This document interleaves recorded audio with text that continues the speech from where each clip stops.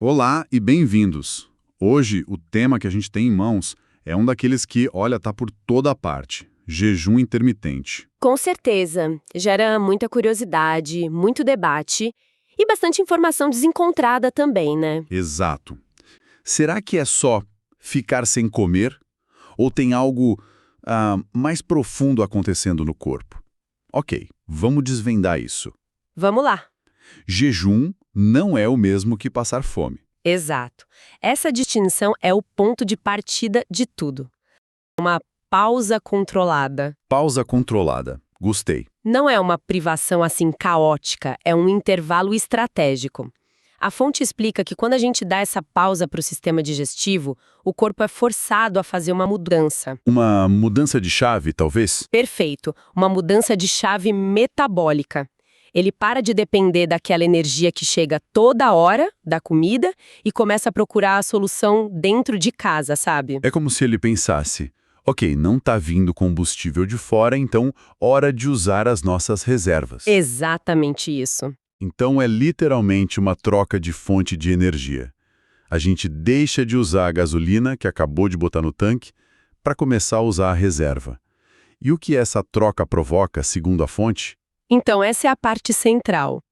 A fonte destaca que essa mudança, olha, não é sutil. Não é pouca coisa. Não mesmo. É uma alteração bem dramática que força o corpo a acessar umas vias de energia que ficam praticamente adormecidas no nosso dia a dia de refeições constantes. Entendi. O primeiro resultado, o mais óbvio, é a mobilização da gordura. Mas o que a fonte ressalta como sendo ainda mais importante são os efeitos em cascata. O que seriam? Melhora na sensibilidade à insulina, ou seja, o corpo gerencia o açúcar de forma mais eficiente, e também um reajuste em vários hormônios cruciais para o metabolismo. Certo.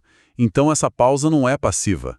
É tipo um gatilho que ativa um processo de recalibração interna. Exato. A fonte fala bastante sobre queima de gordura, que é o que atrai muita gente. Mas o que me surpreendeu no material foi a afirmação de que os efeitos mais profundos vão muito além da balança. O que mais acontece no corpo durante essa pausa? Pois é, a queima de gordura só a ponta do iceberg. Um dos benefícios mais, impactantes que a fonte detalha é a redução da inflamação sistêmica. Inflamação. A gente ouve muito falar disso. Sim, pensa na inflamação crônica como um ruído de fundo, sabe? Um ruído constante que vai desgastando o corpo. O jejum parece que diminui esse ruído. Que interessante. A transcrição até menciona que pessoas com dores articulares, por exemplo, frequentemente relatam melhora.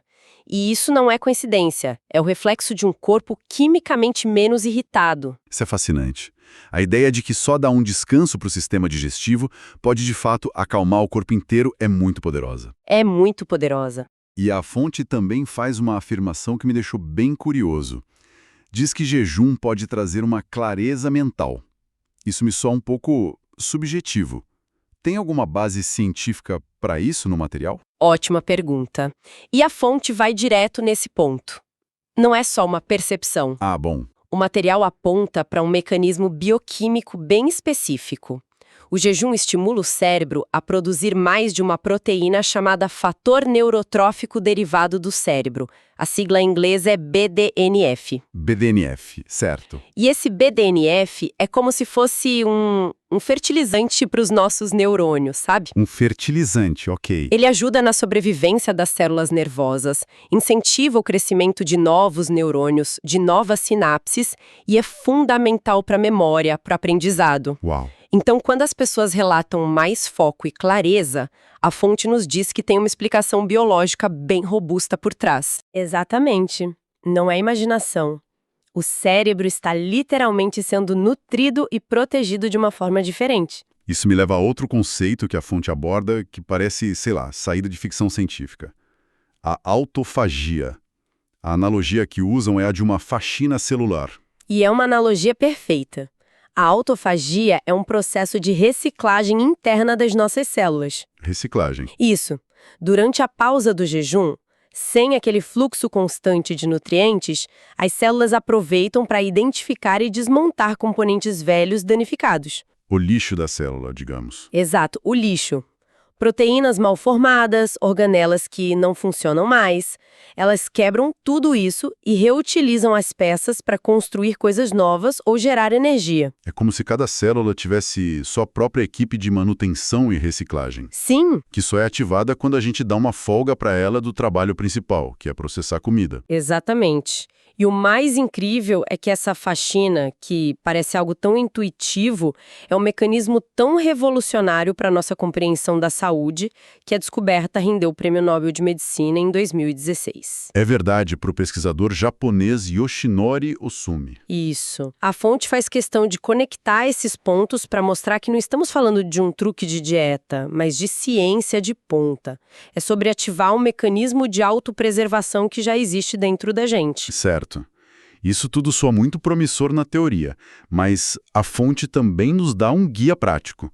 Fico pensando em alguém ouvindo a gente agora e se perguntando: ok, parece interessante, mas por onde eu começo amanhã? Sim, a fonte dedica uma boa parte à aplicação prática com muito foco na segurança. O que é ótimo. O protocolo mais comum e o mais recomendado para iniciantes é o chamado 16-8. 16 por 8. Isso, a ideia é bem simples. A pessoa passa 16 horas seguidas em jejum e concentra todas as refeições numa janela de 8 horas. Por exemplo, sei lá, pular o café da manhã, almoçar ao meio-dia e jantar até as 8 da noite. Exatamente, esse é o exemplo que eles dão. É o mais clássico. Mas 16 horas parece muito tempo, né?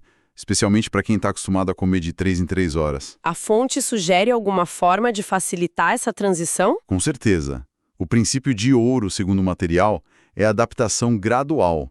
Ninguém precisa saltar para 16 horas do dia para a noite. Menos mal. A sugestão é começar com 12 horas, que para a maioria das pessoas é só o período entre o jantar e o café da manhã do dia seguinte. Que já é o que muita gente faz sem nem perceber. Exato. Depois, quando se sentir confortável, aumenta para 13, 14 horas, sempre ouvindo os sinais do próprio corpo. A fonte é enfática nisso. A prática deve ser uma estratégia, não um sofrimento. A frase que usam é: jejum não é punição. E um ponto prático crucial, a hidratação, né? O que pode e o que não pode durante o jejum. Ótimo ponto. A hidratação é fundamental. Durante o período de jejum é permitido e super incentivado o consumo de líquidos sem calorias. Como? Água, claro, pode ser com limão, chás, sem açúcar, obviamente, e café preto, também sem nada que adicione calorias. Isso ajuda a manter o estômago preenchido e o corpo hidratado. Certo. E um dos grandes medos de quem começa, imagino, é a fome. A fonte aborda isso?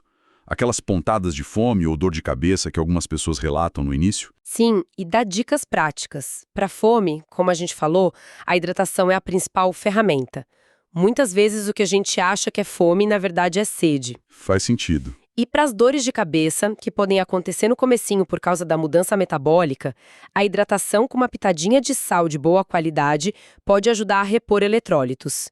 E claro, paciência, o corpo leva uns dias para se adaptar. Ok. Então, a ferramenta parece poderosa, mas como toda ferramenta poderosa, precisa ser usada com cuidado.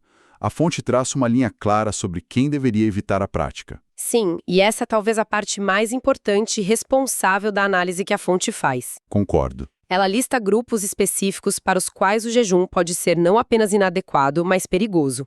A mensagem é muito clara, não é para todo mundo. E quais são esses grupos? O mais óbvio, são gestantes e lactantes.